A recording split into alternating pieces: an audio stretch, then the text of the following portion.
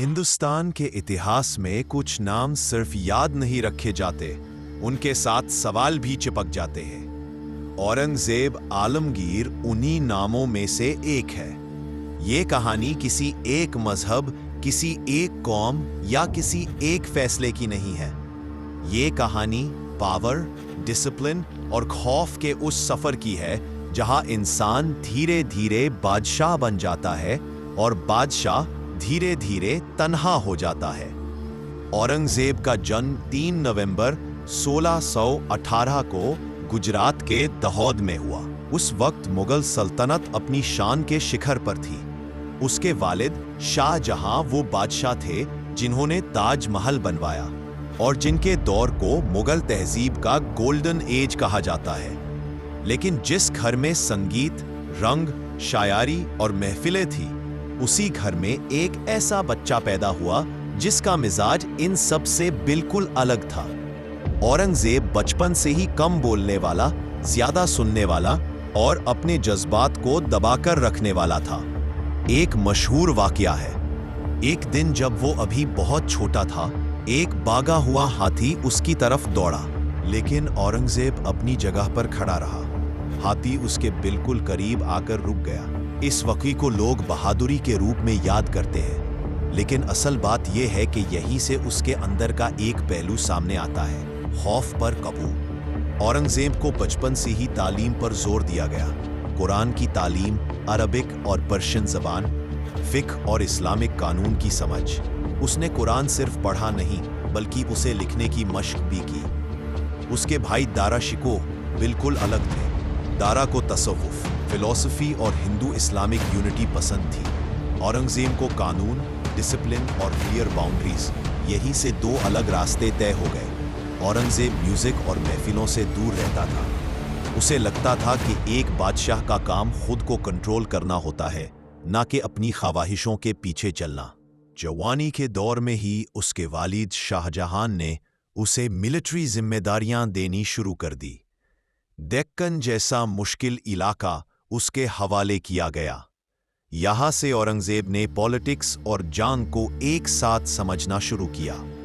उसके लिए धर्म सिर्फ इबादत नहीं था, वो धर्म को एक डिसिप्लिन के रूप में देखता था, एक सिस्टम जो इंसान को कंट्रोल में रखे। औरंगजेब ने धीरे धीरे ये सीख लिया कि मुगल सल्तनत में रहने के लिए सिर्फ खून का रिश्ता काफी नहीं होता। यहां सिर्फ वही जीता है जो फैसला लेना जानता हो, चाहे उस फैसले की कीमत कुछ भी हो। जवानी तक पहुंचते पहुंचते औरंगजेब अपने आप को बाकी शहजादों से अलग कर चुका था। वो ज्यादा बोलता नहीं था, लेकिन जब बोलता था तो सोच समझकर। उस वक्त कोई नहीं जानता था कि यही खामोश, डिसिप्लिन और सख्त मिजाज शहजादा आने वाले वक्त में अपने ही घर को जंग का मैदान बना देगा। और यही से शुरू होती है एक ऐसी कहानी जहां बेटा, भाई और बादशाह तीनों एक ही जिस्म में रहना मुश्किल हो जाते हैं। जवानी में कदम रखते ही औरंगजेब के लिए जिंदगी सिर्फ शहजादे की जिंदगी नहीं रही, अब उस पर जिम्मेदारियों का बोझ था। शाहजहां ने उसे डेक्कन का सूबादार बनाया, जो मुगल सल्तनत का सबसे मुश्किल और बेचैन इलाका माना जाता था। डेक्कन सिर्फ जमीन का टुकड़ा नहीं था, ये एक ऐसी जगह थी जहां हर रोज बगावत होती थी, हर किला अपना अलग फैसला करता था और हर सुल्तान अपनी ताकत बचाने में लगा हुआ था। यही से औरंगजेब ने समझा कि हुकूमत चलाना सिर्फ खूबसूरत शहरों और महफिलों से नहीं होता, बल्कि लगातार दबाव, डिसीजन और सख्ती से होता है। डेक्कन में रहकर औरंगजेब की सोच और भी सख्त होती चली गई। वो देखता था कि कैसे लोग लॉयल्टी बदलते हैं, कैसे धर्म को सिर्फ अपने फायदे के लिए यूज किया जाता है और कैसे एक नरम बादशाह को कमजोर समझा जाता है। इस दौर में उसका धार्मिक झुकाव और गहरा होता गया। वो नमाज का पाबंद था, रोजे रखता था और इस्लामिक कानून पर चलने को सिर्फ पर्सनल चॉइस नहीं, बल्कि स्टेट डिसिप्लिन मानता था। औरंगजेब के लिए इस्लाम एक इमोशनल चीज कम और एक रूल बेस्ड सिस्टम ज्यादा था। वो मानता था कि जब तक बादशाह खुद पर कंट्रोल नहीं रखेगा, तब तक सल्तनत पर भी कंट्रोल नहीं कर सकता। डेक्कन के दौर में ही उसने अपनी जिंदगी का एक इंपॉर्टेंट प्रिंसिपल तय किया। पावर को बरकरार रखने के लिए सॉफ्टनेस नहीं, क्लैरिटी चाहिए। इस दौरान उसके और शाहजहां के बीच भी डिस्टेंस बढ़ने लगा। शाहजहां का झुकाव दारा शिकोह की तरफ ज्यादा था। दारा खुले तौर पर वारिस माना जाता था। औरंगजेब ये बात समझ चुका था, लेकिन औरंगजेब ने कभी खुलकर बगावत नहीं की। वो इंतजार करता रहा, वो सिचुएशन को ऑब्जर्व करता रहा और अपने आप को मजबूत बनाता रहा। यही उसकी स्ट्रैटेजी थी। वो जल्दी फैसला नहीं करता था, लेकिन जब करता था तो पूरी प्लानिंग के साथ। डेक्कन में उसने मिलिट्री टैक्टिक्स सीखी, long sieges, supply lines, local politics और सबसे इंपॉर्टेंट टाइम का इंतजार। औरंगजेब ये भी समझ गया था कि मुगल सल्तनत के अंदर ही सबसे बड़ी जंग होने वाली है, और वो जंग बाहर के दुश्मनों से नहीं, अपने ही खून से होगी। उस वक्त भी औरंगजेब अपनी जिंदगी में कोई शोर शराबा नहीं चाहता था। वो शराब से दूर था, अयाशी से दूर था और अपनी इमेज को एक डिसिप्लिन शहजादे की तरह बनाए रखता था। लेकिन यह डिसिप्लिन सिर्फ इबादत का नहीं था, यह एक मेंटल ट्रेनिंग थी। एक ऐसी ट्रेनिंग जहां इंसान अपनी फीलिंग्स को दबाकर सिर्फ मकसद पर फोकस करता है। औरंगजेब के लिए मकसद क्लियर होता जा रहा था। वो मानता था कि दारा शिकोह जैसे लोग सल्तनत को कमजोर कर देंगे। उसके नजदीक दारा का लिबरल और इंक्लूसिव अप्रोच स्टेट के लिए खतरा था। ये यहां से नहीं, लेकिन इसी दौर में दो अलग सोचों का टकराव तय हो चुका था। एक तरफ दारा शिकोह, जो धर्म को जोड़ने का जरिया मानता था, और दूसरी तरफ औरंगजेब, जो धर्म को कानून और अथॉरिटी का हिस्सा मानता था।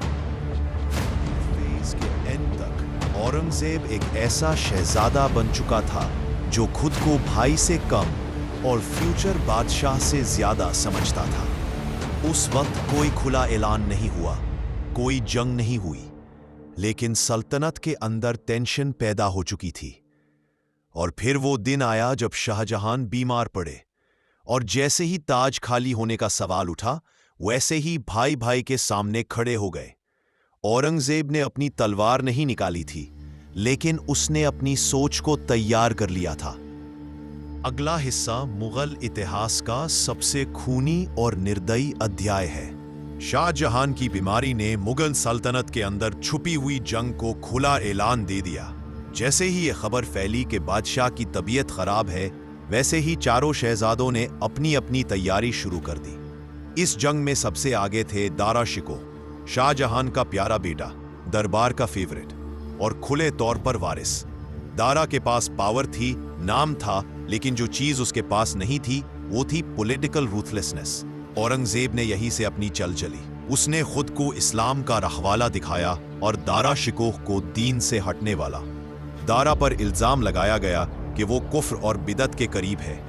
ये सिर्फ धार्मिक बहस नहीं थी, ये पावर का गेम था। औरंगजेब जानता था कि हिंदुस्तान जैसे मुल्क में मजहब सिर्फ यकीन नहीं होता, अथॉरिटी का जरिया भी होता है। उसने मुराद बख्श के साथ टेम्पररी अलायंस बनाया। दो भाई, एक मकसद, दारा को हटाना। समूगर की जंग में दारा शिकोह को शिकस्त मिली। ये सिर्फ एक बैटलफील्ड हार नहीं थी, ये आइडियोलॉजी की हार थी। दारा भागता रहा, पकड़ा गया और फिर दिल्ली लाया गया। औरंगजेब ने उसे पब्लिक परेड करवाया। उसके बाद दारा शिकोह को कत्ल कर दिया गया। ये कत्ल सिर्फ भाई का कत्ल नहीं था, ये एक मैसेज था। सल्तनत में अब सिर्फ एक रूल चलेगा, और वो रूल होगा जो सबसे ज्यादा सख्त होगा। मुराद बख्श को भी ज्यादा देर तक जिंदा नहीं छोड़ा गया। उसे कैद किया गया और बाद में जहर दे दिया गया। शाह शुजा बंगाल की तरफ भाग गया, वहां भी जिंदा नहीं बच सका। इस तरह औरंगजेब ने अपने सारे भाइयों को रास्ते से हटा दिया। अब बारी थी बाप की। शाहजहां अभी जिंदा थे, लेकिन उनके पास ताकत नहीं रही थी। औरंगजेब ने शाहजहां को आगरा फोर्ट में कैद कर दिया, बाहरी दुनिया से बिल्कुल अलग। शाहजहां के पास ना कोई दरबार था, ना कोई फौज, ना कोई फैसला लेने का हक।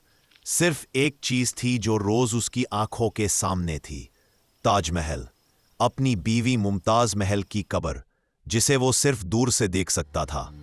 यह कैद फिजिकल से ज्यादा साइकोलॉजिकल थी। औरंगजेब ने बाप को कैद किया, लेकिन कभी खुद को बादशाह के रूप में सेलिब्रेट नहीं किया। उसने कोई बड़ी ताजपोशी नहीं की, कोई शोर शराबा नहीं, सिर्फ एक फैसला, सल्तनत अब उसकी थी। 1658 में औरंगजेब आलमगीर ने मुगल ताज संभाला। इस पॉइंट पर एक सवाल उठता है, क्या यह सब जरूरी था? हिस्ट्री का जवाब इमोशनल नहीं होता। हिस्ट्री सिर्फ ये बताती है कि जो नर्म होता है वो अक्सर जिंदा नहीं रहता। औरंगजेब के लिए यह कत्ल, यह कैद, ये सब पर्सनल नहीं थे, यह उसके नजदीक पॉलिटिकल नीसिस। वो मानता था कि अगर वो दारा को छोड़ देता तो सल्तनत बिखर जाती, इसलिए उसने अपने हाथ गंदे किए, और ये गंदे हाथ उसके साथ जिंदगी भर रहे। बादशाह बनने के बाद भी औरंगजेब खुश नहीं था। वो जानता था कि जिस रास्ते से वो यहाँ आया है उस रास्ते पर वापस नहीं जाया जा सकता। औरंगजेब अब सिर्फ एक शहजादा नहीं रहा था, वो एक ऐसा बादशाह बन चुका था जिसके लिए मर्सी से ज्यादा कंट्रोल जरूरी था। यही से शुरू होता है उसका असल दौर, एक ऐसा दौर जहां सल्तनत अपनी सबसे बड़ी हद तक फैलती है, लेकिन उसकी रूह धीरे धीरे थकने लगती है। अगला हिस्सा औरंगजेब के हुकूमत चलाने के तरीके पर होगा। कैसे उसने कानून बनाया, कैसे इकोनॉमी और एडमिनिस्ट्रेशन संभाली, और कैसे एक सिंपल जिंदगी जीने वाला बादशाह पूरे हिंदुस्तान पर हुकूमत करने लगा। बादशाह बनने के बाद औरंगजेब ने सबसे पहला काम ये किया कि अपनी जिंदगी और हुकूमत के बीच एक सीधी लकीर खींच दी। उसने फैसला किया कि बादशाह का पर्सनल शौक सल्तनत के फैसलों पर असर नहीं डालेगा। औरंगजेब ने दरबार की चमक दमक कम कर दी। महफिलें, संगीत और रंगरालियां जो शाहजहां के दौर में आम थी, उन पर पाबंदी लगने लगी। इसका मतलब ये नहीं था कि कल्चर खत्म हो गया, इसका मतलब ये था कि स्टेट की प्रायोरिटी बदल गई। औरंगजेब के लिए हुकूमत एक जिम्मेदारी थी, एक अमानत, ना कि एक प्रिविलेज। उसने अपनी पर्सनल जिंदगी में भी सख्ती बरकरार रखी। वो अपने लिए सरकारी खजाने का पैसा इस्तेमाल नहीं करता था। टोपियां सीलना, कुरान लिखना और उसकी मेहनत से आने वाली आमदनी उसके पर्सनल खर्च के लिए काफी होती थी। ये बात हिस्टोरिकल रिकॉर्ड्स में मौजूद है कि उसने अपनी वफात के बाद के लिए भी स्टेट ट्रेजरी पर बोझ नहीं छोड़ा। एडमिनिस्ट्रेशन के लेवल पर औरंगजेब ने कंट्रोल को सेंट्रलाइज किया। उसने गवर्नर्स पर नजर सख्त कर दी। रिश्वत और लापरवाही के खिलाफ सख्त कार्रवाई होने लगी। उसका मानना था कि अगर लॉ सबके लिए एक जैसा नहीं होगा तो सल्तनत सिर्फ नाम की रह जाएगी। इस सोच का सबसे बड़ा नतीजा था फतावाए आलमगीरी।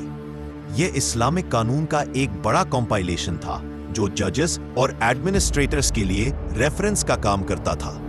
इसका मतलब यह नहीं था कि सिर्फ मुस्लिम्स के लिए कानून बना। इसका मतलब यह था कि स्टेट का एक क्लियर लीगल फ्रेमवर्क तय हुआ। औरंगजेब के दौर में जस्टिस स्लो था, लेकिन प्रेडिक्टेबल था। लोग जानते थे कि बादशाह का मिजाज क्या है। इकोनॉमी के मामले में औरंगजेब ने खर्च पर लगाम लगाई। फौज पर ज्यादा पैसा लगा, लेकिन रॉयल लग्जरी पर कम।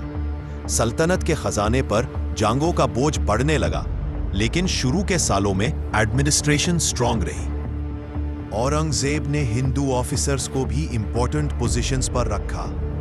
राजा जय सिंह, जसवंत सिंह जैसे नाम इसी बात का सबूत है कि स्टेट सिर्फ मजहब के बेस पर नहीं चल रही थी। लेकिन यह भी सच है कि औरंगजेब का वर्ल्ड व्यू रिलीजन से डीपली इन्फ्लुएंस था। उसके लिए बादशाह होना दीन से अलग नहीं था। वो खुद को सिर्फ रूलर नहीं बल्कि मॉरल अथॉरिटी भी समझता था। इसी वजह से उसने कुछ ऐसे फैसले लिए जो आज भी डिबेट का हिस्सा है। जिजिया का दोबारा लगाना एक ऐसा ही फैसला था। इसका जस्टिफिकेशन ये दिया गया कि ये इस्लामिक स्टेट का हिस्सा है, लेकिन इसका पॉलिटिकल इफेक्ट भी था। इस फैसले से कई नॉन मुस्लिम सब्जेक्ट्स में नाराजगी पैदा हुई।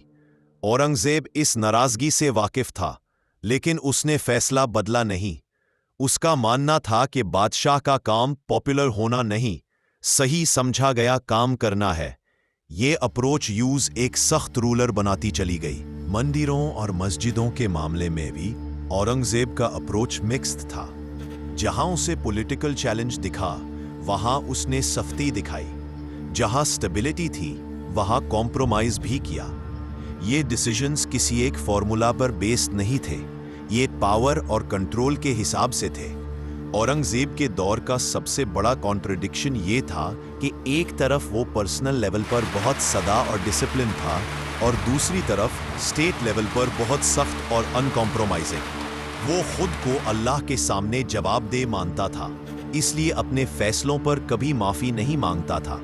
इस स्टेज तक औरंगजेब एक सक्सेसफुल एडमिनिस्ट्रेटर था। एम्पायर स्टेबल थी, लॉ क्लियर था, फौज डिसिप्लिन थी, लेकिन एक चीज धीरे धीरे बढ़ रही थी, रेजिस्टेंस। डेक्कन में मराठास, पंजाब में सिख्स और कई जगह पर लोकल पावर्स सेंट्रल अथॉरिटी को चैलेंज कर रही थी। औरंगजेब ने इस चैलेंज का जवाब सिर्फ एक तरीके से दिया और वो था जंग। मराठास, शिवाजी और डेक्कन की वो लड़ाई जो औरंगजेब की जिंदगी का सबसे लंबा और सबसे महंगा चैप्टर बन गई।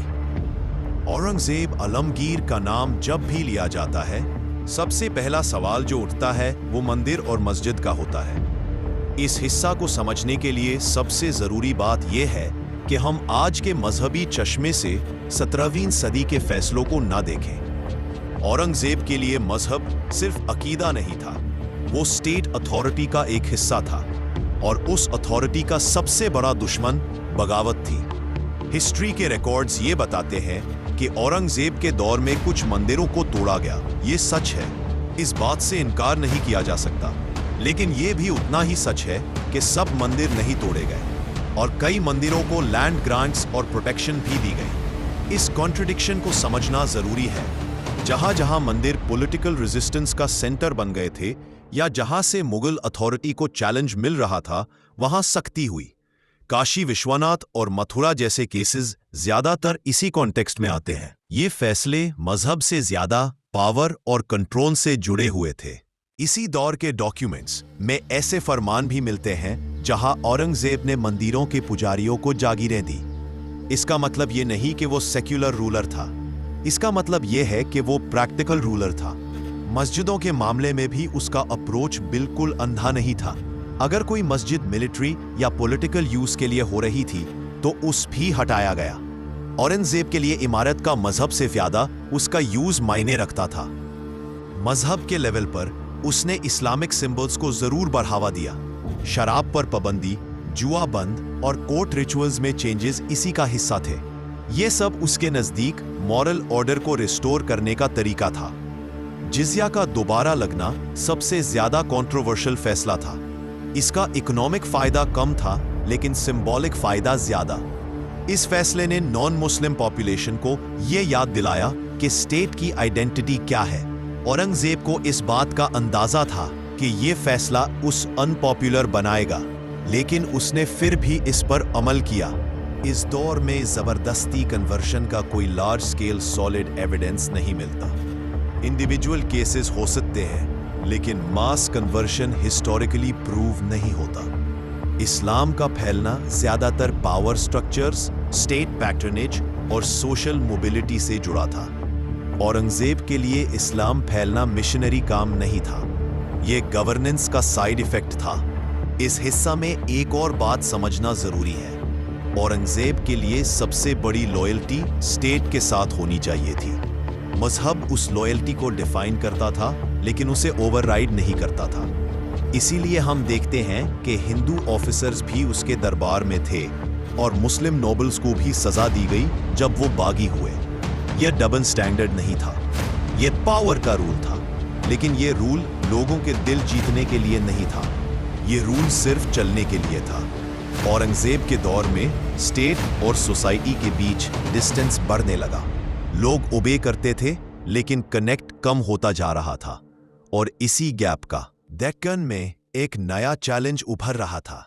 एक ऐसा चैलेंज जो डायरेक्ट मुगल अथॉरिटी को मिलिट्री और साइकोलॉजिकल दोनों लेवल पर चैलेंज करने वाला था। उस चैलेंज का नाम था शिवाजी। औरंगजेब ने उसे सिर्फ एक रेबल के रूप में देखा, लेकिन हिस्ट्री ने उसे एक टर्निंग पॉइंट बना दिया। अगला हिस्सा इसी टकराव पर केंद्रित होगा। शिवाजी, मराठास और औरंगजेब की सबसे लंबी जंग। एक ऐसी जंग जो जीती भी गई और हारी भी गई।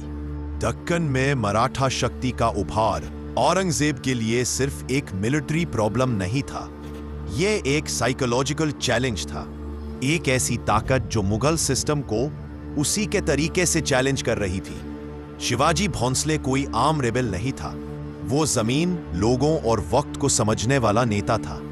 उसकी ताकत खुले मैदान की जंग में नहीं, बल्कि पहाड़ों, जंगलों और लोकल सपोर्ट में थी। औरंगजेब के लिए यह नया था। मुगल फौज बड़ी, डिसिप्लिन्ड और हैवी थी, मराठा फौज छोटी, एज और फ्लेक्सिबल। यही से दक्कन की जंग सिर्फ तलवारों की नहीं, स्ट्रैटेजी की जंग बन गई। शिवाजी पर कंट्रोल पाने के लिए औरंगजेब ने राजा जय सिंह को भेजा। डिप्लोमेसी के जरिए शिवाजी को मुगल दरबार में बुलाया गया। 1666 का साल, आगरा का दरबार। शिवाजी अपने बेटे संभाजी के साथ आया। दरबार में उसे डिलिबरेटली लोअर रैंक के नोबल्स के साथ खड़ा किया गया। यह एक प्लान्ड इंसल्ट थी, एक मैसेज। शिवाजी ने गुस्सा दबाया, लेकिन अपमान को भूला नहीं। कुछ सोर्सेस के मुताबिक वो दरबार में बीमार पड़ गया, कुछ कहते हैं फेंट हुआ। सच यह है कि उसने यहीं से निकलने का फैसला कर लिया।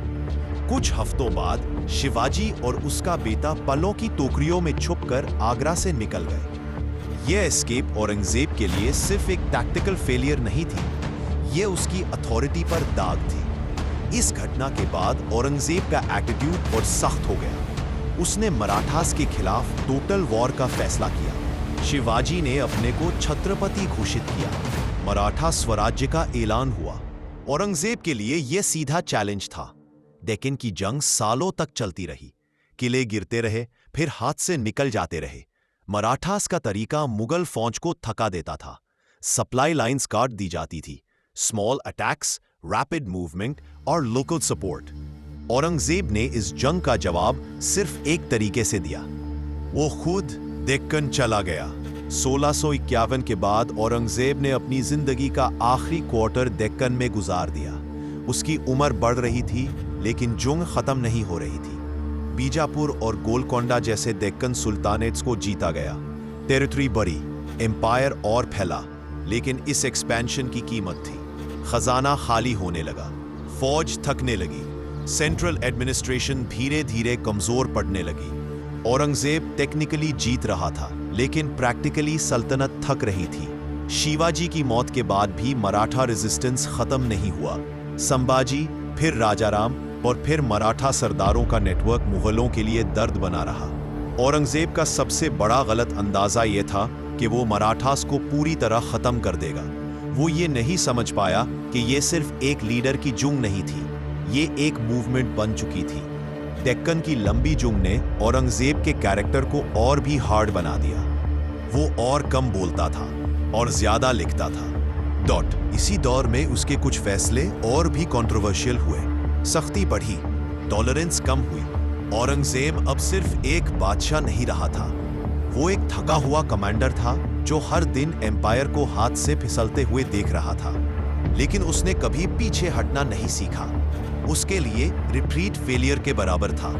इस जंग ने उसके साथ साथ मुगल एम्पायर को भी बदल दिया। और जब एक एम्पायर सिर्फ जंग पर चलने लगे तो उसका अंजाम सिर्फ थकान होता है। अगला हिस्सा इसी थकान का नतीजा है। जिजिया, रिबेलियंस, सिख रेजिस्टेंस और वो डिसीजंस जो औरंगजेब को और भी अकेला बना देते हैं। डेक्कन की लंबी जंग ने सिर्फ मुगल फौज को ही नहीं थकाया, बल्कि पूरी सल्तनत के सिस्टम पर दबाव डाल दिया। औरंगजेब इस दबाव को महसूस कर रहा था, लेकिन उसका जवाब नरम होना नहीं था। उसका जवाब और ज्यादा कंट्रोल था। इसी फेज में उसने कुछ ऐसे फैसले लिए जो हिस्ट्री में सबसे ज्यादा डिस्कस किए गए। उन फैसलों में सबसे पहला था जिजिया का दोबारा लागू होना। 1679 में औरंगजेब ने जिजिया टैक्स वापस लगाया।